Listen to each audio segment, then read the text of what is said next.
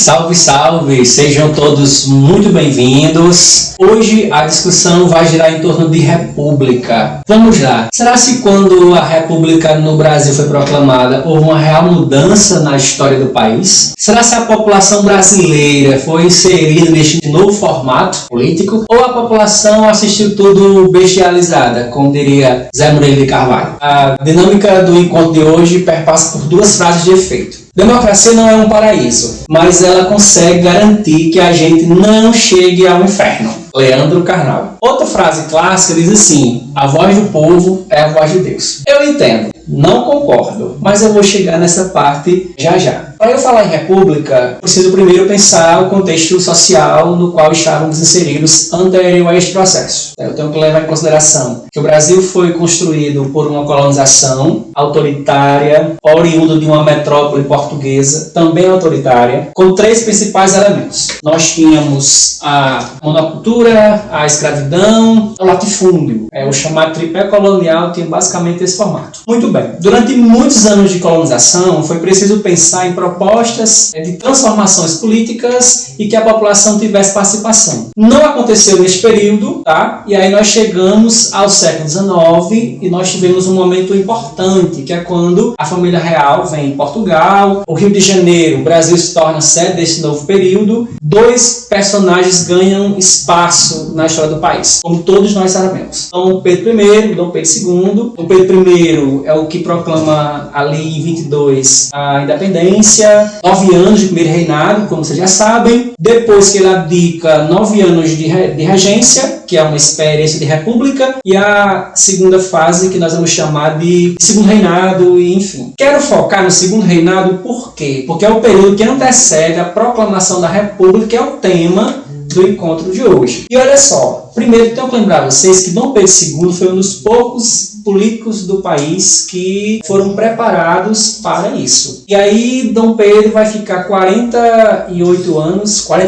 governando o país, e no final do século XIX nós vamos ter uma mudança totalmente inesperada. Primeiro, alguns problemas estavam acontecendo no Brasil. A Guerra do Paraguai fortaleceu muito o Exército Nacional, principalmente os gaúchos, principalmente os que moravam, obviamente, na região sul. Outro problema que Dom Pedro II vai encarar é justamente a libertação da mão de obra escrava. Porque quando os negros são libertados, automaticamente Dom Pedro II compra uma briga com os donos dos negros. Isso vai influenciar na instabilidade que o imperador vai passar a encarar a partir de agora. E aí vamos pensar algumas coisas, né? Além da Guerra do Paraguai, a vitória do Brasil na Guerra do Paraguai, mais o fortalecimento do exército, atrelado à libertação da mão de obra negra, e automaticamente esta libertação vai levar a uma insatisfação dos donos dos negros, que vão ter que pensar em imigrantes, pagar salário. Então a situação estava politicamente caótica. Neste mesmo momento, nós vamos ter os militares do Sul pensando em saídas, e uma delas é a proclamação da República, que se efetiva, como todo mundo já sabe, no dia 15 de novembro de 1889, mas que na verdade desde a colonização que havia uma necessidade de pensar em república. Muitos movimentos sociais brasileiros tinham como propósito a instauração desta república. Então havia, gente, uma expectativa enorme neste projeto recém-instaurado. A questão é, será que com a proclamação da república, que era o sonho de muitos brasileiros, com este período, será que vai haver uma real mudança na vida dos brasileiros, sobretudo os que não faziam parte da alta cúpula social do país? Então, este é um questionamento importante, porque nós vamos ter, na verdade, de maneira sintética,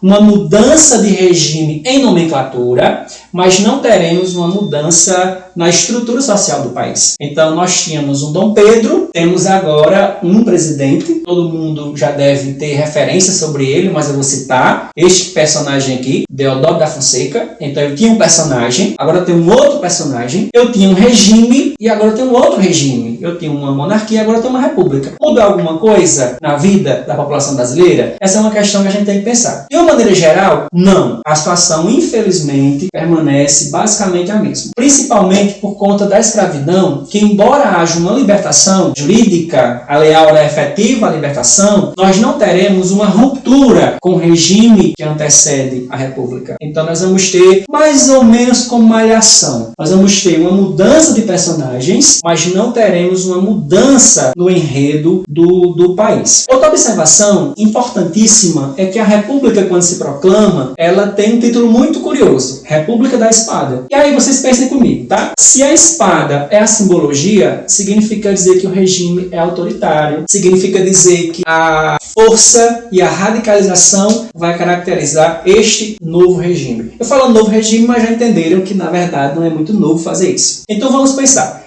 A República é efetivada pela espada, simbolicamente. Quem vai comandar economicamente o país são apenas 2 estados brasileiros, São Paulo e Minas, que eram riquíssimos na lógica agrária. São Paulo em café e Minas em leite. Vamos ter uma política que todo mundo conhece, aqui citada, política do café com leite, que é uma alternância de governo entre São Paulo e Minas. Depois que a política da espada se desfaz, esta política vai ter muito mais força. Nós vamos ter uma época em que São Paulo e Minas vão comandar no Rio, basicamente todo o país. E aí, se eu estou dizendo para vocês que São Paulo e Minas Gerais vão comandar a política no Rio, significa dizer que o restante do país ficava à mercê de apenas 2 estados. Aí vamos pensar, e o Nordeste? Como é que o Nordeste brasileiro vai se posicionar mediante esta república, que embora seja nova, não foi transformadora? Este é um elemento importantíssimo. É pensar um pouco como é que o Brasil ficou depois da república. Não só São Paulo, não só Rio,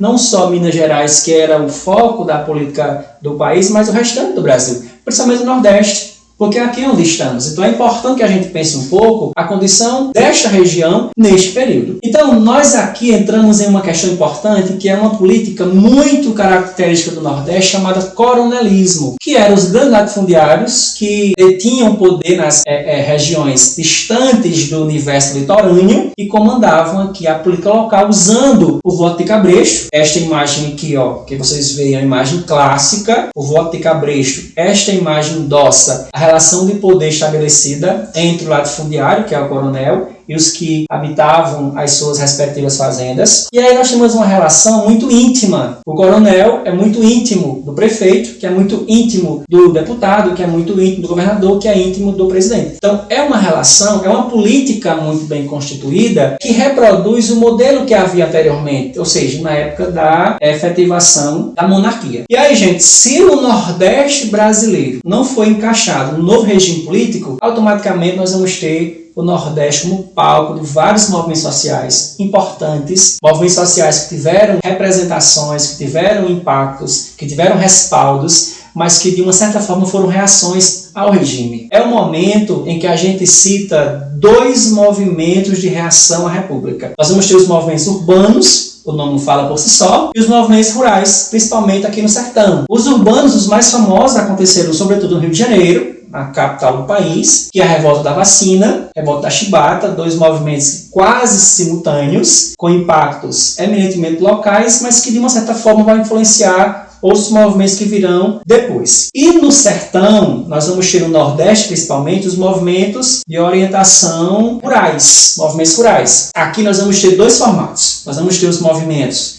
influenciados pela questão religiosa, envolvendo a questão da fé, e movimentos mais reacionários, mais radicais. Aqui nós encontramos 2 nomes muito específicos. Este, chamado messianismo, que eram movimentos de fundamentação religiosas. Os mais famosos foram Canudos, no interior do estado da Bahia. Juazeiro do Norte tem um movimento influenciado pelas questões religiosas também. E outro modelo de movimento sediado no Nordeste é um movimento de característica eminentemente radical, que é o cangaço. O cangaço é tido como reação ao regime político local. É uma luta tirana entre coronéis, que eram os que tinham o poder na região, e os que habitavam naquela região e não tinham espaço político e nem tinha como ascender politicamente, economicamente e socialmente. Então, quando você pensa o cangaço, o cangaceiro é um personagem importante no sertão, ele tem 2 perspectivas distintas, né? O cangaceiro ele pode ter característica de um herói nacional, afinal ele reage a um sistema de dominação, mas ao mesmo tempo ele reage de uma maneira grosseira, de uma maneira radical, de uma maneira inclusive ilegal, o que vai tornar o cangaceiro um bandido social, e isso vai criar dois olhares sobre o mesmo personagem, né? O bandido de um lado, mas ao mesmo tempo o personagem vitimado pela sociedade. E aí o melhor exemplo que eu posso dar a vocês, numa referência bem sertaneja mesmo, olhando para Ariano Suassuna, é o clássico O Auto da Compadecida. E aí tem algumas cenas universais, clássicas no filme, e uma delas é Severino, quando no final do filme ele é perdoado, porque se entende que ele é vítima de um sistema de opressão. Quanto a Severino... Quanto a esse, deixe comigo. Não foi a sua morte que o redimiu, mas a de seus pais. Com 8 anos de idade, ele conheceu a fera que existe dentro dos homens.